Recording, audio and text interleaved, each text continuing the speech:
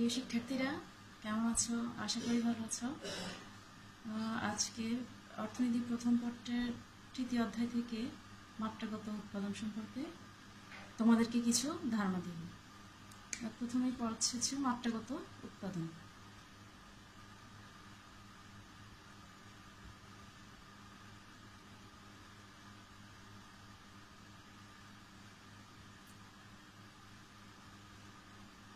মাত্রাগত উৎপাদন কাকে বলে? আমরা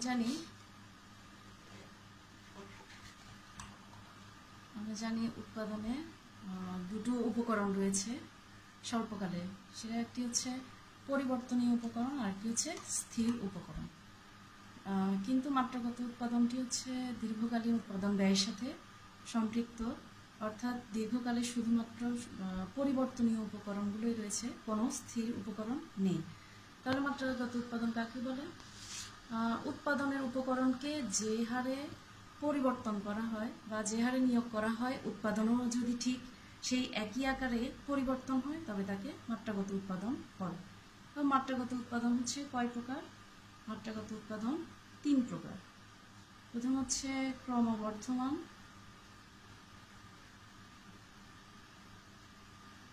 মাত্রাগত উৎপাদন।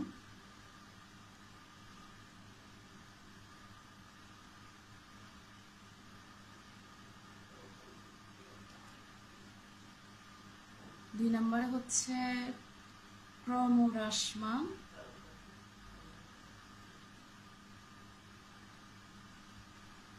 মাত্রাগত উৎপাদন। 3 নম্বরে হচ্ছে স্থির বা সমানুপাতিক,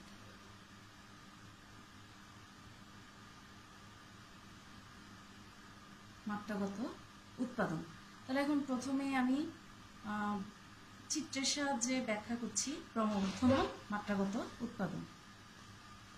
তাহলে ক্রমবর্ধমান মাত্রাগত উৎপাদন হচ্ছে উপকরণ যে হারে নিয়োগ করা হবে বা উপকরণ যে হারে বৃদ্ধি করা হবে, উৎপাদন যদি ঠিক তার চেয়ে অধিক হারে বৃদ্ধি পায় তবে তাকে ক্রমবর্ধমান মাত্রাগত উৎপাদন বলা হবে। তাহলে চিত্রের সাহায্যে আমি জিনিসটি ব্যাখ্যা করি।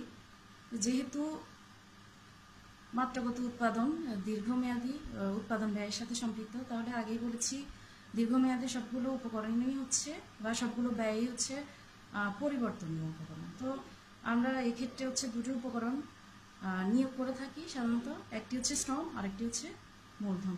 তাহলে আমি এখন ভূমি অক্ষে শ্রম এবং লম্ব অক্ষে মূলধন পরিমাপ করব।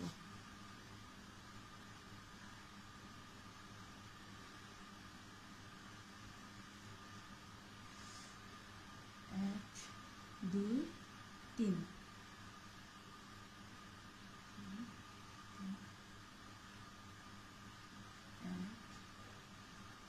দুই তিন। প্রথমে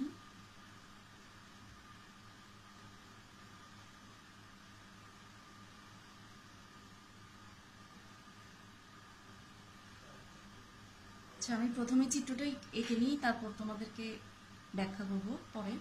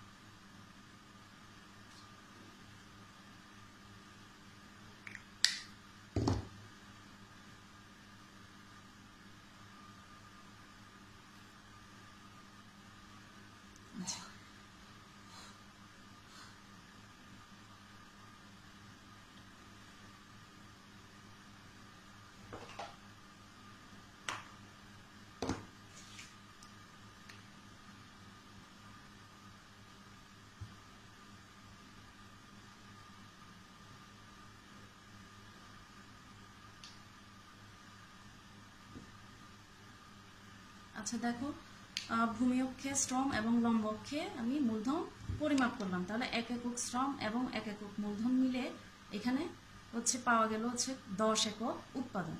তাহলে দেখো এখানে EP1 মানে হচ্ছে এটাকে সম উৎপাদন রেখা বলি আমরা। সম উৎপাদন রেখা হচ্ছে যে রেখা প্রতিটি বিন্দুতে প্রত্যেকটি বিন্দুতে উৎপাদনের পরিমাণ সমান হয়, তাকে সম উৎপাদন রেখা বলা হয়।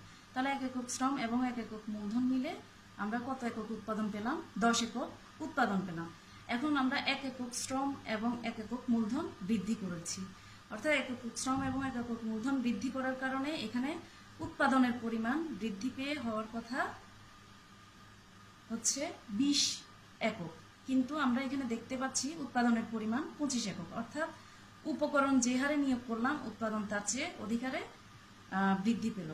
তারপর তৃতীয় একক শ্রম এবং তৃতীয় একক মূলধন, অর্থাৎ আমরা আরও 1 একক শ্রম এবং 1 একক মূলধন নিয়োগ বৃদ্ধি করলাম, কিন্তু দেখা যাচ্ছে এখানে তাহলে ওই হারে আমাদের পাওয়ার কথা হচ্ছে, প্রথমে যেহেতু আমরা 10 একক পেয়েছিলাম, তারপরে দ্বিতীয় এককে এসে হওয়ার কথা ছিল 20 একক, তৃতীয় এককে হওয়ার কথা ছিল 30 একক, কিন্তু এখানে আমরা দেখতে পাচ্ছি 45 একক, অর্থাৎ হচ্ছে প্রথমে বেড়েছিল হচ্ছে 15 একক, দ্বিতীয় এককে থেকে তৃতীয় এককে এসে বৃদ্ধি পেয়ে হয়ে গেল হচ্ছে 20 একক।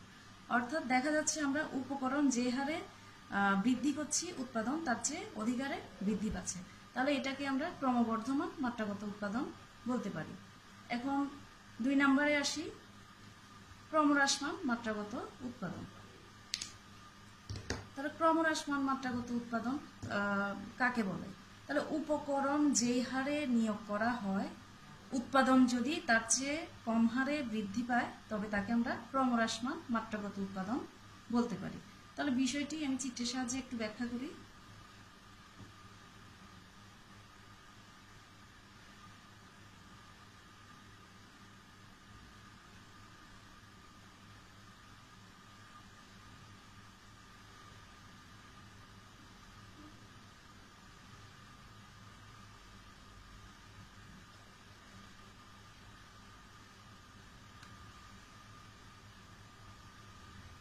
তাহলে এখানেও আমি ভূমি অক্ষে শ্রম এবং লম্ব অক্ষে মূলধন নিরূপণ করব। তাহলে এখানে 1 একক, 2 একক, 3 একক এবং লম্ব অক্ষে হচ্ছে মূলধন নিরূপণ করলাম। তাহলে এখানেও 1 একক, 2 একক, 3 একক। তাহলে এখানে আমি প্রথমে চিত্রটি আঁকছি, পরে তোমাদেরকে ব্যাখ্যা করব। তোমরা একটু মনোযোগ দিয়ে দেখো কিভাবে চিত্রটা আঁকছি।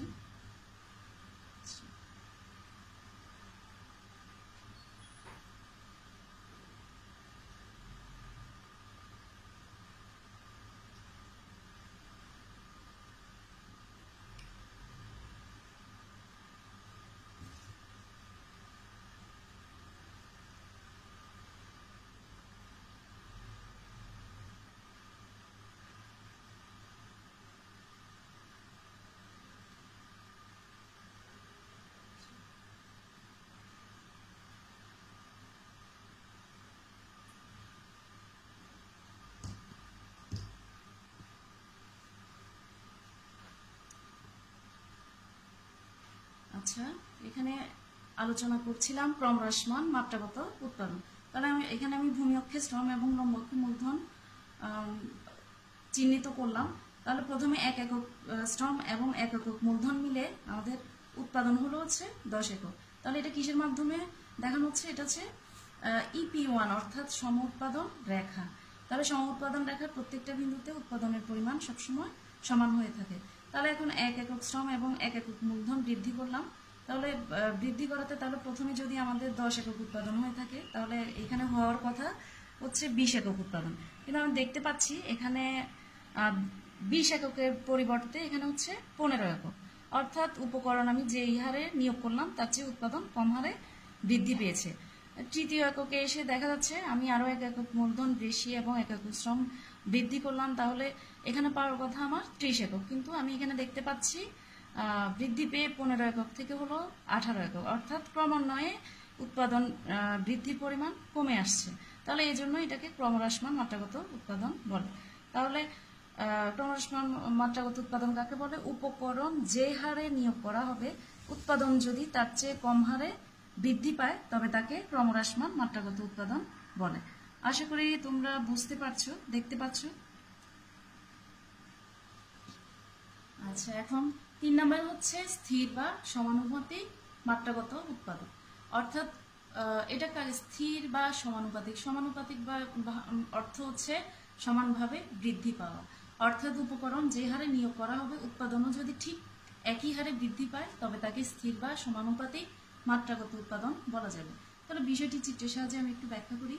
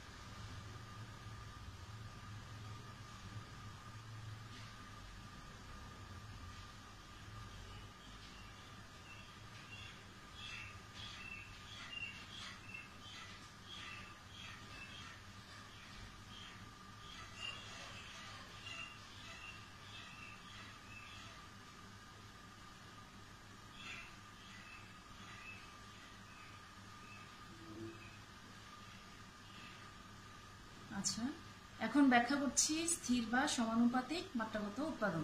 তাহলে চিত্রে দেখতে পাচ্ছ ভূমি অক্ষে শ্রম এবং লম্ব অক্ষে মূলধন রয়েছে। তাহলে 1 একক শ্রম এবং 1 একক মূলধন মিলে আমরা এখানে সম উৎপাদন রেখার সাহায্যে দেখতে পাচ্ছি এখানে উৎপাদিত হয়েছে 10 একক। তাহলে 1 একক শ্রম এবং 1 একক মূলধন বৃদ্ধি করার ফলে এখানে আমরা দেখতে পাচ্ছি উৎপাদনের পরিমাণ বৃদ্ধি হয়েছে 10 থেকে 20 এককে। এরপরে আরও 1 একক শ্রম এবং 1 একক মূলধন আমরা সমানভাবে বৃদ্ধি করে দেখতে পাচ্ছি 20 একক থেকে এখানে মোট উৎপাদন পেয়েছি 30 একক। অর্থাৎ এখান থেকে দেখা যাচ্ছে যে উপকরণ যে হারে বৃদ্ধি করা হয়েছে উৎপাদনও ঠিক সেই একই হারে বৃদ্ধি পেয়েছে। অর্থাৎ প্রথমে আমরা 1 একক এবং 1 একক শ্রম এবং মূলধন থেকে উপকরণ থেকে আমরা 10 একক পেয়েছি, দ্বিতীয় এককে এসে 20 একক, তৃতীয় এককে এসে 30 একক। অর্থাৎ স্থির বা সমানভাবে উৎপাদনটি বৃদ্ধি পেয়েছে।